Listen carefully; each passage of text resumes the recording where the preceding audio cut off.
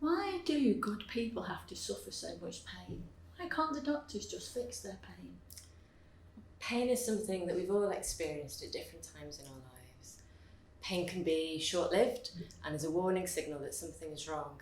However, I'm guessing that if you're watching this video today, you're probably more likely to be experiencing severe, persistent pain that doesn't go away, and the cause is much more complex.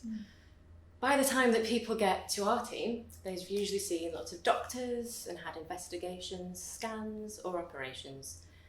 They might have tried various different ways of getting rid of their pain. For example, trying steroid injections, medications, or alternative therapies. Sadly, this might have all been without any success. And this can all feel so unfair. And people can be left really asking the question, why me? Sometimes people even think that they've done something wrong to deserve their pain, blaming themselves. However, it's so important to say here that pain doesn't discriminate. And if you are suffering from severe ongoing pain, we know that you haven't asked for this pain to be in your life. You don't deserve it, and it's not your fault.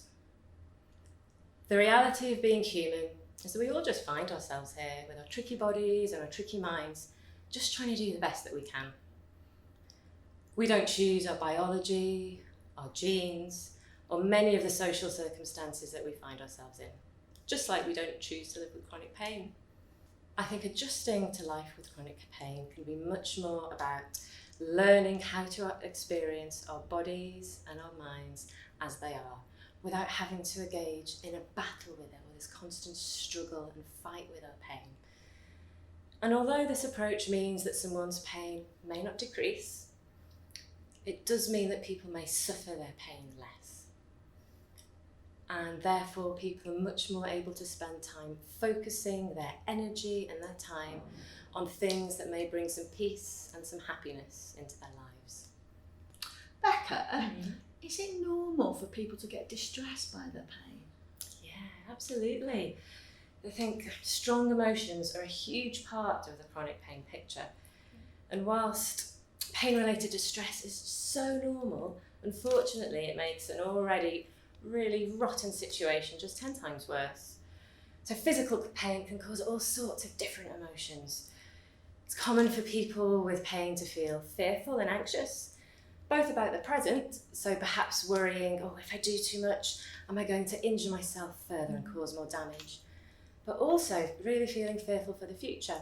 So for example, wondering, is my pain going to get worse? Am I going to lose all my independence? Will I even end up in a wheelchair? And unfortunately, sometimes thought patterns can become negative and people can experience low mood.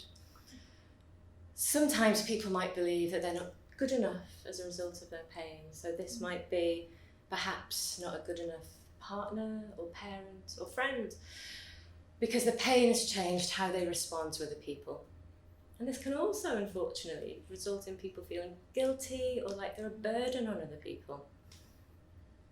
Sometimes people can feel angry or frustrated as well, either at themselves because they can't do all the things that they desperately want to do, but also sometimes at other people, perhaps because they feel other people don't understand them, or that they feel they're not receiving care in the way that they'd like to be cared for.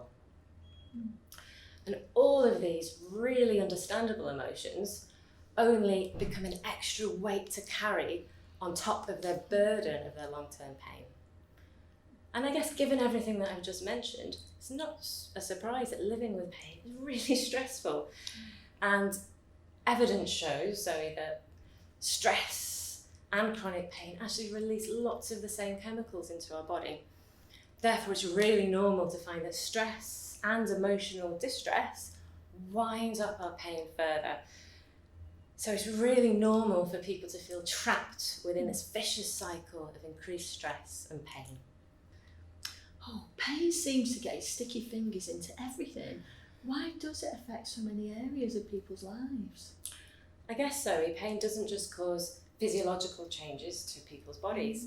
Pain reaches into, as you say, all areas of people's lives, changing not only how that person thinks about themselves, but also how they might think about others and respond in the world around them. Chronic pain often stops people doing things that they used to do, and people can experience many losses because of their chronic pain. For example, people may give up hobbies that they really loved, perhaps have to change their role in their household, they may have to give up their job and financial security, or may even lose relationships as a result of their pain. And pain can have this really wide-ranging impact because all of these areas of our lives are interconnected. Therefore, a change in one area can have a knock-on impact on a change in another. It's almost like dominoes sometimes. So before we know it, someone's life can have changed completely. So for example, I guess pain can sometimes lead to people doing less, which often then leads to a loss of energy and fitness and more tiredness. This in turn can impact on sleep, cause feelings of frustration, or lots of uncomfortable emotions such as anxiety or anger.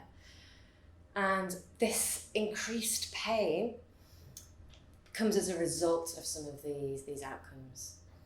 And then it results in people doing even less. And they experience more low mood and stress as you get caught in this endless cycle of doing less and physical pain. Now I know, Zoe, that sounds like a really gloomy picture. However, this impact doesn't need to be permanent. Many of these areas have scope for improvement and change. I think the really good news is that in a way, because pain does impact on so many different areas, it gives us a number of different ways that we can approach our pain and work with people to improve their well-being. And I guess just like before, a positive change in one area can lead to positive changes in other areas and have lots of knock-on positive impacts. So if we think of a more positive example, by increasing a person's confidence and then perhaps becoming a little bit more active, then they might be able to engage more, perhaps with family or friends, maybe even taking their grandchildren to the park.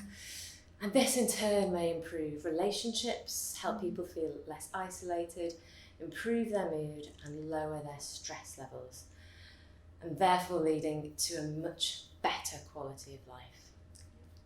Becca, quite a few people have told me that severe pain can really grind you down, both physically and emotionally. Is it normal for people to get so exhausted and hopeless that they wonder whether it's worth carrying on? It's really not unusual for people to feel totally overwhelmed by their pain. Distress can take over and people can just become stuck in the cycle of low mood and pain. Sometimes I think people feel like screaming, "Stop the roundabout, I just want to get off," just wishing that they could have even an hour's break from their pain. However, for some people these thoughts can escalate, and some people have thoughts about not wanting to be around anymore. I guess I was quite surprised when I first started working in the pain clinic that most people I spoke to had considered ending their own lives at some stage. And although these thoughts are common, most people don't act on them. And if you're watching this today and you're worried about either yourself or a friend or loved one, I know that your GP would really welcome a conversation with you around this distress and help you to move forwards with this. So people have told me that others just haven't believed that they can be in such severe pain all the time. Why is our approach different to kind of other services that people might have seen? You're right, Zoe. Often people might have felt really disbelieved on their journey with chronic pain. So speaking to various medical professionals and perhaps felt unheard. And then this can even cause people to doubt themselves and their own pain. And it's understandably really frustrating when pain is real, yet perhaps maybe medical tests or investigations don't give really clear explanations about that pain. And people might feel that they're not believed, or maybe that they just need another test, or there's better investigations out there, and that they need to do this to make sure that their pain is taken really seriously. Sometimes people's families or friends also struggle to understand. For example, why is it that one day someone might be able to take their dog out or do the dishes, whereas another day they're completely unable to do those activities and may spend more time resting or in bed. It's a really confusing picture, not only for the person in pain, but also for the people who are surrounding them. However, people do tend to experience our team as being slightly different. We believe that people are in the pain that they say they are. We don't question this.